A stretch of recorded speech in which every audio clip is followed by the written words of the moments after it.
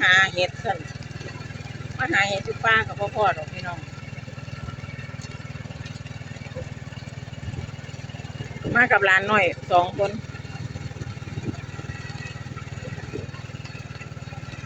ขับรถกินล้มส้มวิวไปน้ำปลาน้ำดงขี้ดินแดงเนี่ยขี้ดินแดงจับป้องได้ยี่ดอกรถเมื่อไหร่มันมีรถสวนเบิ่งต้นไม้ใบหญ้าไม่น้ำกันเท่าไหร่มีสวนมันสวนอ้อยห่างทาง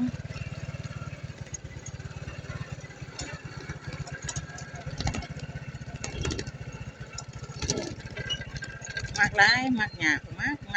ดอกหญ้านี่มากหลายดอกหญ้านี่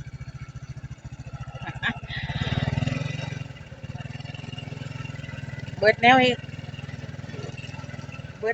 เฮ็ดไปทั่วทิพย์บ่อ่าย้ายข่อยดอกว่านะเบิดแนวเฮ็ดไปทั่วทิพย์เลยนะ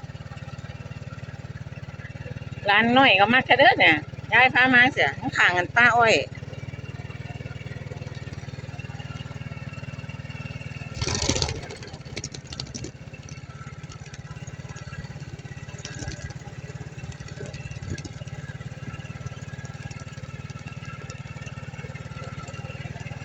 ร้านกับพวกตะขัง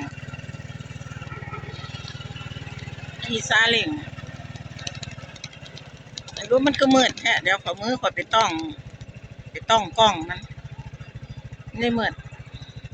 อืม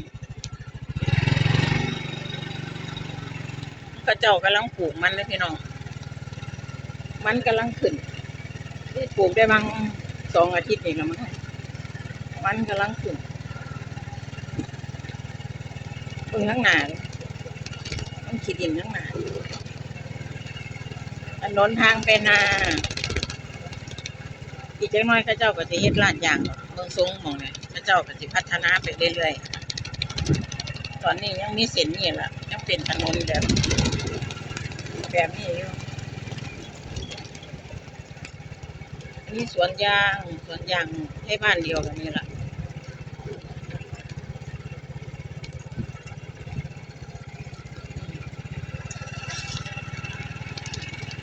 นาเขาเจ้ายัง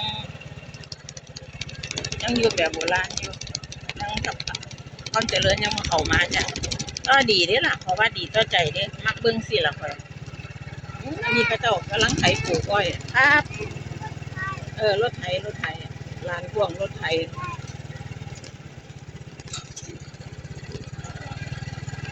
ลานน้อยเห็นรถไถมากหลาย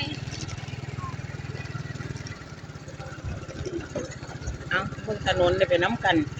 เบิ่งถนนหนทางไปน้ำกัน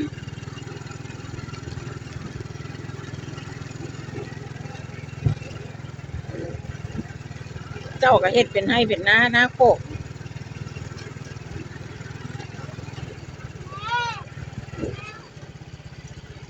เจ้าเฮ็ดเตาถ่าน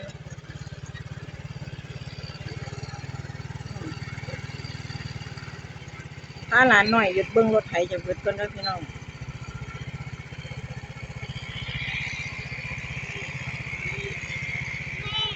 ครับหลานถ้าหลานหยุดเบิ่งรถไถจะเบิดก่อน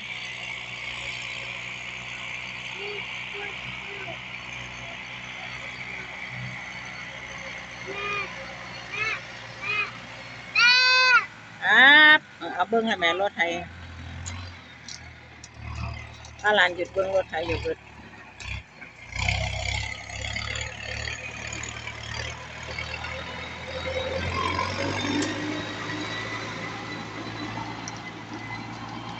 เอารถไถก็มีสติกเกอร์ตัวนี้อาหาก็รู้เด้อนี่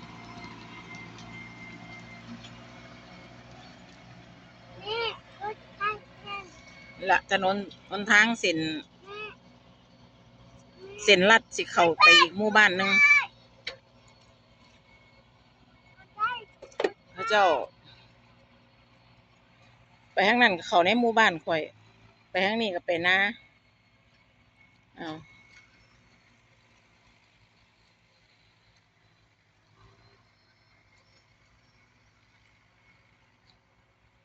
มากับหลานน้อย ขี่ซาเล้งเนี่ยล่ะ